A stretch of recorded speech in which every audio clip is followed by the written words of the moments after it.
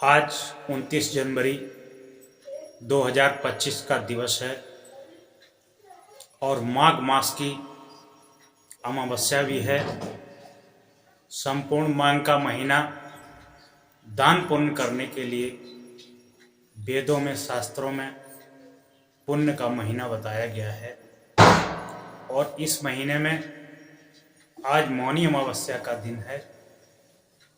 मौनी अमावस्या धार्मिक क्षेत्र में इसका बहुत बड़ा महत्व है, बहुत बड़ा प्रभाव है।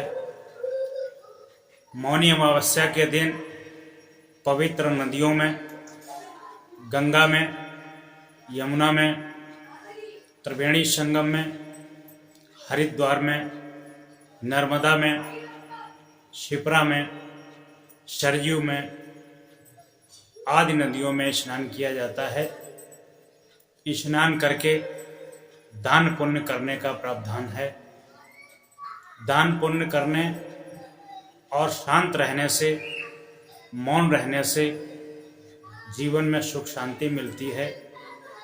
और आज के दिन अपने पूर्वजों को याद करने से, अपने इष्ट देव को याद करने से हमें भी प्रसन्नता मिलती है और उनको भी प्रसन्नता मिलती है। इसलिए मौनी अमावस्या का विशेष महत्व है।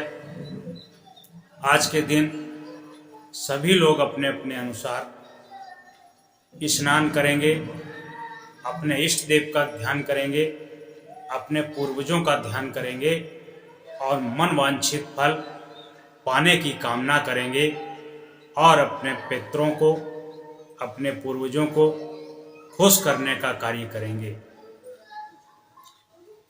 कुछ लोग बहुत दूर हैं, बहुत कमज़ोर हैं, आर्थिक स्थिति भी खराब है, शारीरिक स्थिति भी खराब है, जो स्नान करने के लिए नदियों में भी नहीं जा सकते हैं और स्वास्थ्य खराब होने की वजह से घर में भी स्नान करने में सक्षम नहीं हैं।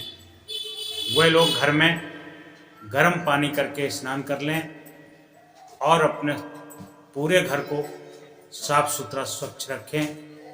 स्वच्छ रखने में अपने ही घर में अपने बड़े बुजुर्गों को, माता पिता को, दादा दादी को, सास ससुर को बढ़िया वस्त्र पहनाएं और बढ़िया सा पकवान, पूड़ी सब्जी, हलवा रबड़ी, मीठा भी बनाकर घर में रखें।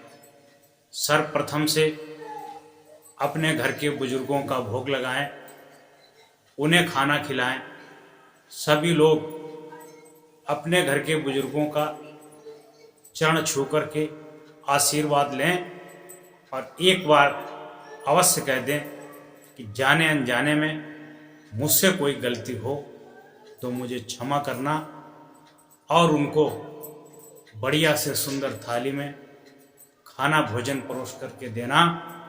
जब वह लोग खाना खा लें तो उसको प्रसाद समझ के अपने घर में अपने बेटी बहू बच्चों के साथ मिलकर के खाना, वो खाना साधारण खाना नहीं, वो महाप्रसाद बन जाएगा।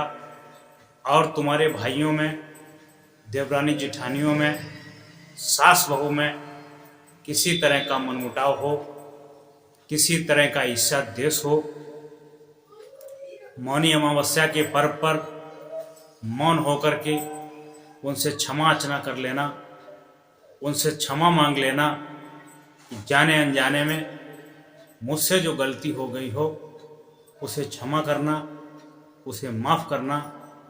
और वह बड़े लोग अपनी महानता को दिखाते हुए सहज ही उनको माफ़ कर देना। तुम्हारे घर में सुख शांति का जन्म होगा, ईश्वर की कृपा बनी रहेगी और तुम्हारे पितृ भी प्रसन्न होंगे। मौनी अमावस्या के पर्व पर पुनः सभी भारत के देशवासियों को बधाई, बहुत बहुत शुभकामनाएं कि जो तीर्थों पर जाने में सक्षम नहीं हैं, जो पैसे से लाचार हैं, जो शरीर से लाचार हैं, वह अपने घर में मौन रह करके माँ बाप की सेवा करके, माँ बाप को बढ़िया वस्त्र पहना के, बढ़िया भोजन करा के उसका लाभ प्राप्त कर सकते हैं। क्योंकि ईश्वर को आज तक किसी ने देखा नहीं है। ईश्वर कहीं माता पिता के रूप में मिलते हैं, कहीं भाई बहन के रूप में मिलते हैं, कहीं बच्चों में ग्वाला के दर्शन होते हैं। यदि समता सुमित से घर परिवार में रहेंगे, पास पड़ोस में रहेंगे, रिश्तेदारों में रहेंगे, ईश्वर की कृपा बनी रहेगी। यही ईश्वर की कृपा है।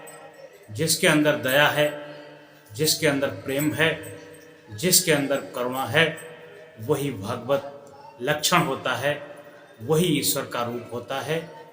हर व्यक्ति में आत्मा तत्व बैठा हुआ है, वही ईश्वर का अंग है। आत्मा को पहचानो, अपने आप को पहचानो, जनमानस की सेवा करो।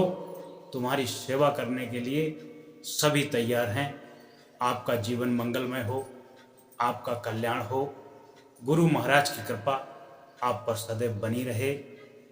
मौन माघ माह की इस मौनी अमावस्या पर आप सभी को पुनः शुभकामनाएं, आशीर्वाद। गुरु महाराज की कृपा सदैव आप